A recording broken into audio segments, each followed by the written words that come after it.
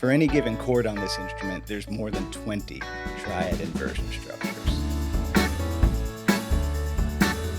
There's 5 cage shapes that hold them all. That's one of the reasons I think it's so useful to know those bigger shelving units to understand the fretboard.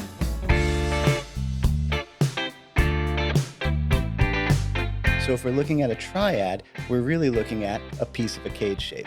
And if we're looking at a cage shape, we're really looking at a bunch of triads stacked together.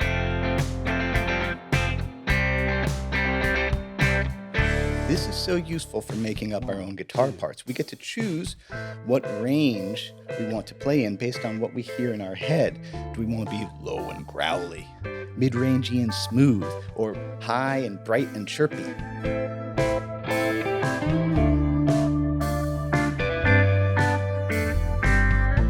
Hey, I'm Eric Haugen. Check the description box below for tabs and backing tracks on my website, information about exactly what sound tools I'm using today, how to schedule lessons with me, live streams, and more on Patreon, and my deep dive courses. It's all on my website. Okay, let's look at Van Morrison's Domino as played by, I might get the pronunciation wrong, John Platania. Great guitar player. He plays on all the Van Morrison stuff. Tasty, playing for the song kind of guy. Okay, let's look at that. Okay, the part is, of course, down here. This is an A chord with a little pull off there to a D chord. This is kind of neat. A substitution to a B minor. That's the part. Oh, sorry, I guess it has a...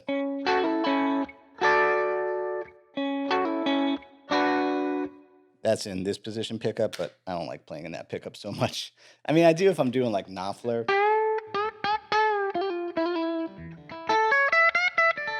But let's go to standard Strat pickup. Yeah, I like that. I like that sound more. Okay, so to prove my point, this is the starting structure here. Let's expand a little bit. Here's a caged A. Uh-oh, now let's go through all 5 positions of caged A. Obviously, there's our open position. That's the G shape. We're going to talk more about this in a second. Here's the E shape. You would say that the D shape is here, but now that leaves a hole at the 7th and 8th frets. So I often say to do this, or if you want to be cool, put it in first inversion. And of course, you're up to here.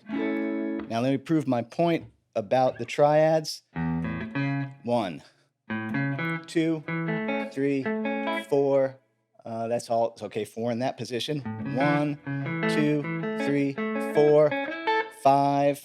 1. I don't know how many. Okay, well. And let's see. Where would be here? Sorry. And then over to here.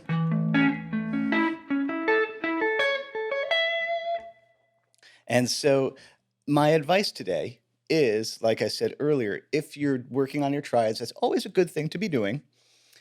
Attach them to the bigger cage shape that goes across the... Okay, so say this. See that we have a triad here, here, here, and here.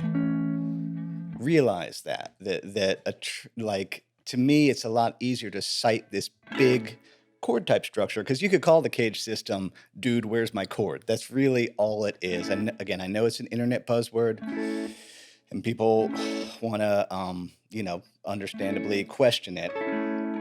They don't teach this in music school. Well, maybe they do now, but they didn't. This is just what happens when you look around at stuff and you go, okay, these are the chords the shapes that everybody's using. So what you can do with this, if we realize that this is just part of that, you can kind of start to question it and go, well, let's see, can I do the same thing off of this structure? Yes, I can. There it is off of that structure. Can I do the same thing off of this structure? Yes, I can. There it is there. I could have done it here too. That taking a little bit of time to play around and see the options is a useful thing. It's a useful thing to do. Uh-oh, disclaimer, here we go. By the way, you don't have to do any of this. If you are putting off playing with other people, writing songs or recording, going to an open mic until you master stuff like this, don't. Just get out there and do it. This is all very much optional work. All music theory is optional. All technical stuff is optional. If you could keep a groove good, go out there and play. Anyway, onward. So when I played that, all right, let's think about this D structure now. Sure, that's a D in first inversion. Here's the bigger version. That means here's the next one down. Let's see, where's the next one down? And here's the next one down. And here's the next one down. All these charts are going to be up on Patreon. That means I could have done, and I did do. That's one thing I did. Because, yeah, this is kind of neat. The substitution of a B minor against that D makes that D into a D6. Kind of cool thing to do. So really, you know, the original part again. Okay, I'll do it this way. So cool. Again, I could do it all the way down here if I wanted. There's a B minor. Okay, uh-oh, let's look at all the possible B minors on the fretboard.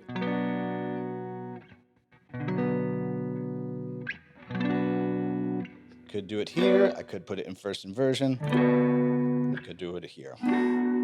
So that's why I can go down here and be all like, yeah. Or I could have gone.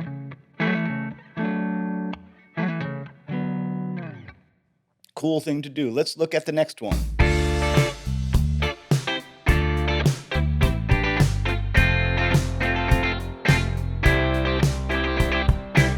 All right, let's look at the original part, D minor. It's funny, it's really just hanging on D minor.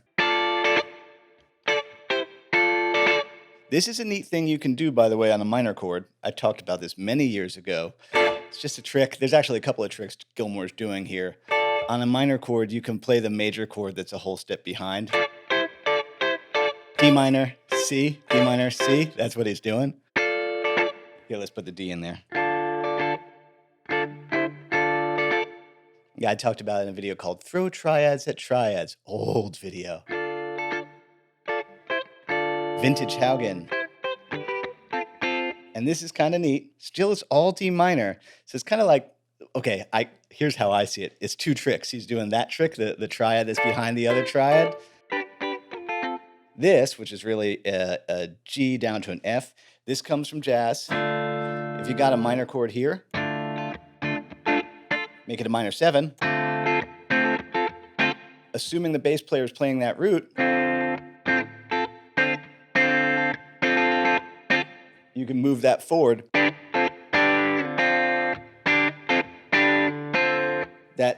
That's kind of the equivalent of if you're over here going.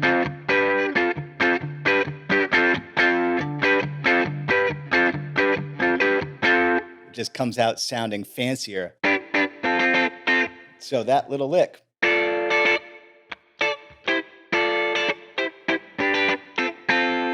So cool. And then we are on an F, and we'll unpack this in a second. There's the bigger version of F. C chord, just that little part of it. D minor, there's the bigger version. So same thing. If we're on a triad, love triads, triads are great. I can think about where's the biggest version of it. Okay, that means if I wanted to, I could have voiced this on these 3 strings.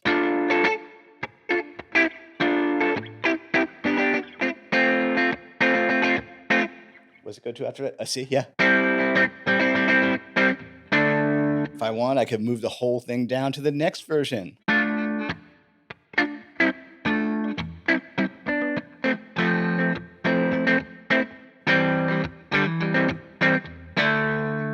If I want, I could go even lower to this D minor.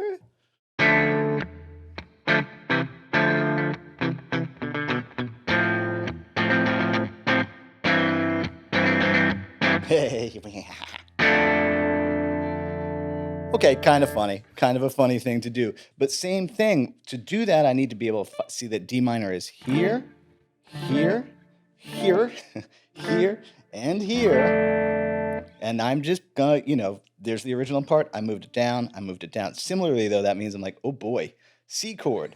All right, well, C was here. That means it's here, here, here, here, here, here. And then the same thing with what comes next, a G, right? Yep, there's a G here.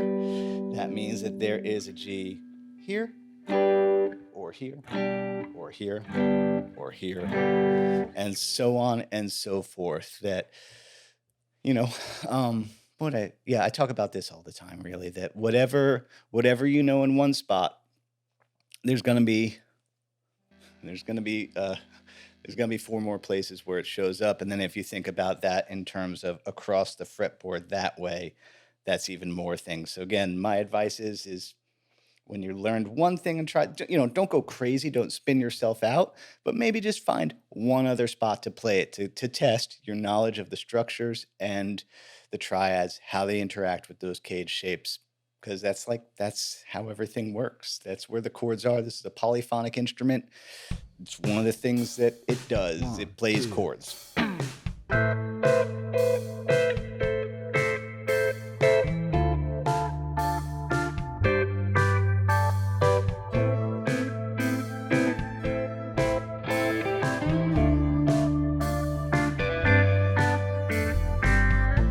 You Got Lucky is really A minor, D minor, G, and it is always a fun thing to do to take keyboard parts or piano parts and put them on guitar, because that's, keyboard and guitar, those are the two polyphonic chordal instruments in, a band type situation. So you can really stretch your brain when you try and transcribe a piano part onto guitar. Changes the way you think about it. So Benmont is putting a ninth against that A minor.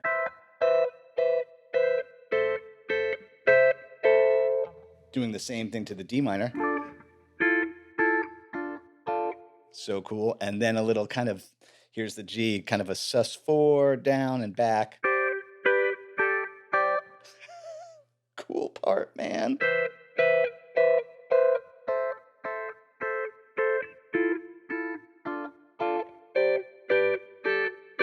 But same thing. All right, let's take our time, find all the possible A minor full-on cage shapes.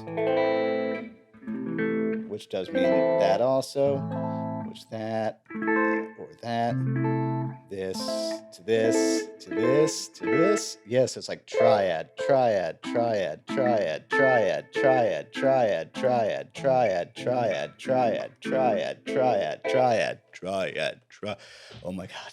Okay. All right, anyway. So that means if I wanted to, I'm like, where else could I get the same structure and add the ninth? Okay, let's go all the way down to a much more guitar-y type structure. To this position of A minor here. Yup. And let's see if I went, if I was here, well, I was there with the A minor. There's the D minor. D minor, D minor, D minor, D minor, D minor, D minor, D minor, D minor, D minor, D minor, D. Okay, that seems all right. Anyway, focus. That's what I would do right there. There's D minor. There's a triad. Put the ninth in. If me calling things ninths and thirds and fifths is confusing, those are intervals. Which, by the way, is actually. That's the next thing. Understanding that intervals are the thing that's going on behind everything.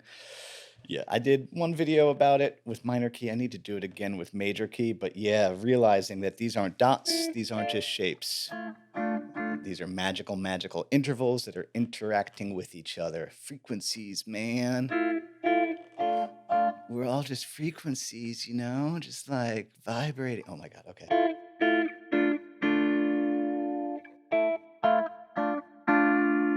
Same thing. Where's a G? Here's a G triad. And that one, I just left out the root because I was like, well, bass player would play that anyway. That's what I did there. Let's see, could I do this elsewhere? Let's think about, well, I could go all the way down here to this A minor. Ooh, big stretch.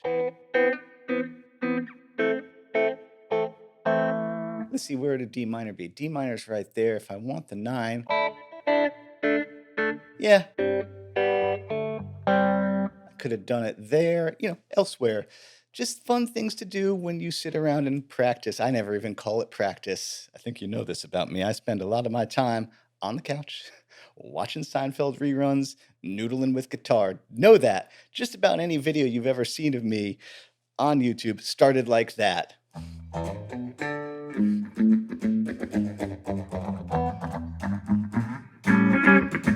Something like that.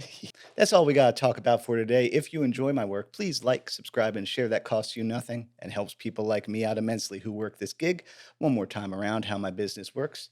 You got lessons, live streams, charts, backing track. That's on Patreon. My deep dive courses, it's all on my website. As Bill and Ted would say, be excellent to each other. That includes yourself. Happy Friday. Eat pizza.